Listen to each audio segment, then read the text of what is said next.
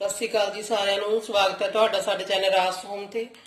ਅੱਜ ਮੈਂ ਤੁਹਾਡੇ ਨਾਲ ਸ਼ੇਅਰ ਕਰਾਂਗੀ ਜੀ ਕਾੜੇ ਦੀ ਰੈਸਪੀ। ਇਹ ਕਾੜਾ ਸਰਦੀ ਜ਼ੁਕਾਮ ਜਾਂ ਖਾਂਸੀ ਲਈ ਬਹੁਤ ਫਾਇਦੇਮੰਦ ਹੁੰਦਾ ਹੈ। ਜਿਵੇਂ ਹੁਣ ਮੌਸਮ ਬਦਲ ਰਿਹਾ ਹੈ ਤੇ ਸਾਰਿਆਂ ਨੂੰ ਬੱਚਿਆਂ ਦੇ ਘਰ ਦੇ ਵਿੱਚ ਫਿਰ ਖਾਂਸੀ ਜ਼ੁਕਾਮ ਵਗੈਰਾ ਹੋ ਜਾਂਦਾ ਤੇ ਆਪਾਂ ਦਵਾਈ ਜ਼ਿਆਦਾ ਨਾ ਲਈਏ ਤਾਂ ਚੰਗਾ ਹੁੰਦਾ ਆਪਣੀ ਸਿਹਤ ਲਈ। ਵੀ ਜੇ ਘਰ ਦੇ ਸਮਾਨ ਨਾਲ ਆਪਾਂ ਥੋੜੇ ਬਹੁਤੀ सर्दी जुकाम ठीक कर सकीए होईए तो फिर आपां नूं दवाई नहीं लैनी चाहिए ज़्यादा। तो ये जिहड़ा काढ़ा है आपां इहनूं आपां 3-4 दिन तक स्टोर करके भी रख सकते हैं। तो ये साडे घर दे विच जिहड़ी रसोई दे विच समान पिया उहदे नाल ही आपां बना सकते हैं। ये बच्चों नूं भी दे सकते हैं तो वड्डिआं नूं भी दे सकते हैं। ये काढ़ा आपां ते आजो आपां देख लईए इहनूं आपां किवें बनाउने आ। काढ़ा बनाउण लई जी आपां एक पैन लै लिआ, इहनूं गैस ते रख लिआ। आपां इहदे विच आपां 1 गिलास भर के पानी दा पा दांगे। ये भी आप उबाल आने तक वेट करते हैं। जो उबाल आ जाऊगा फिर आप होर समान पावांगे, तुहानूं दसदे हैं अगे जाके। तुसीं देख सकते हैं पानी नूं उबाली आ चुकी है। ये पावांगे जी असीं 10-12 कालियां मिर्चां। कालियां मिर्चां बहुत ज़्यादा वधिया अपने शरीर लई हुंदियां ने। ते हुण आपां इहदे विच पा दांगे जी अजमैन। 1 चमच ली है जी ये अजमैन दी। ये भी विच पा देंगे आपां।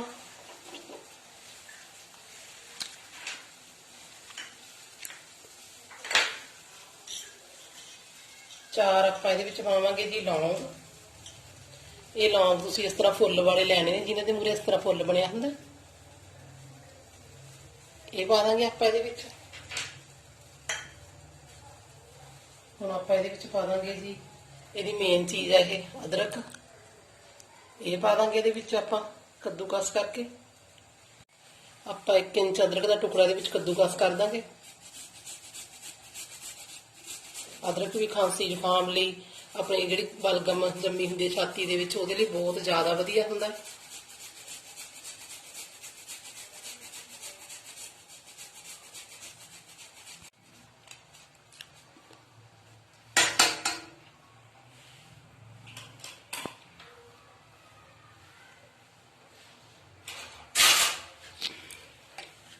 ਆਪਾਂ ਇਸ ਤਰ੍ਹਾਂ ਹਿਲਾਵਾਂਗੇ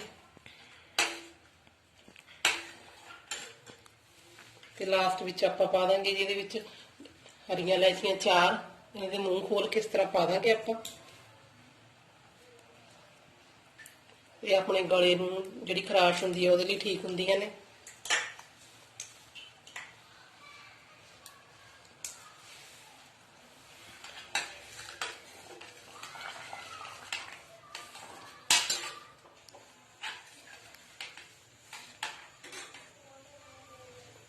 ਤੇ ਹੁਣ ਆਪਾਂ ਇਹਦੇ ਵਿੱਚ ਪਾ ਦਾਂਗੇ ਜੀ ਗੁੜ। ਗੁੜ ਦੀ ਤਸੀਰ ਗਰਮ ਹੁੰਦੀ ਆ, ਸਰਦੀ ਦੇ ਵਿੱਚ ਲੈਣਾ ਵਧੀਆ ਹੁੰਦਾ।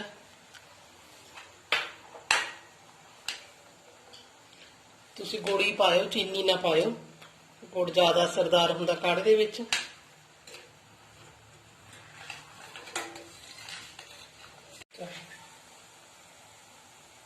ਹੁਣ ਆਪਾਂ ਇਹਦੇ ਵਿੱਚ ਪਾ ਦਾਂਗੇ ਜੀ 4-5 ਤੁਲਸੀ ਦੇ ਪੱਤੇ।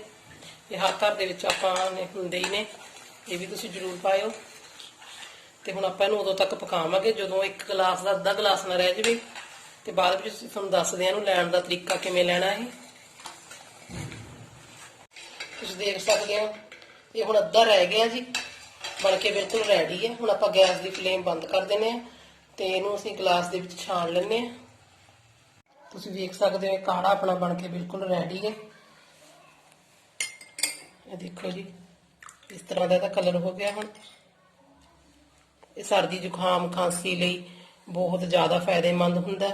जिस तरह अपने सर्दी ਦੇ ਵਿੱਚ ਬਲਗਮ ਜੰਮ ਜਾਂਦੀ ਹੈ ਬੱਚਿਆਂ ਦੇ ਵੱਡਿਆਂ ਦੇ ਛਾਤੀ ਦੇ ਵਿੱਚ, ਉਹਦੇ ਲਈ ਵੀ ਇਹ ਬਹੁਤ ਵਧੀਆ। ਸਿਰ ਦਰਦ ਲਈ ਤੁਸੀਂ ਇਹਨੂੰ ਯੂਜ਼ ਕਰ ਸਕਦੇ ਹੋ। ਬੱਚਿਆਂ ਨੂੰ ਤੁਸੀਂ ਇਹਨੂੰ ਜੇ 3 ਟਾਈਮ 1 ਚਮਚਾ ਦੇ ਦਿਓ ਤੇ ਵੱਡਿਆਂ ਨੂੰ ਤੁਸੀਂ 2-2 ਦੇ ਸਕਦੇ ਹੋ। ਤੇ ਇਹਨੂੰ ਜ਼ਿਆਦਾ ਵੀ ਨਹੀਂ ਤੁਸੀਂ ਪੀਣਾ ਹੈਗਾ, ਤੁਸੀਂ ਇਹਨੂੰ ਦਵਾਈ ਦੀ ਤਰ੍ਹਾਂ ਯੂਜ਼ ਕਰਨਾ। ਇਹ ਬਹੁਤ ਅਸਰਦਾਰ ਹੁੰਦਾ। ਆਪਣੇ ਘਰ ਦੇ ਵਿੱਚ ਤੁਸੀਂ ਇਹ ਜ਼ਰੂਰ ਬਣਾਇਓ ਜੀ। ਘਰ ਦੇ ਵਿੱਚ ਬਣਾ ਕੇ ਬੱਚਿਆਂ ਨੂੰ ਜ਼ਰੂਰ ਦਿਓ। ਜੇਕਰ ਸਾਡੀ ਇਹ ਰੈਸਪੀ ਤੁਹਾਨੂੰ ਵਧੀਆ ਲੱਗੀ ਤਾਂ ਵੀਡੀਓ ਨੂੰ ਲਾਈਕ, ਸ਼ੇਅਰ ਤੇ ਕਮੈਂਟ ਕਰਕੇ ਸਾਨੂੰ ਜ਼ਰੂਰ ਦੱਸਿਓ।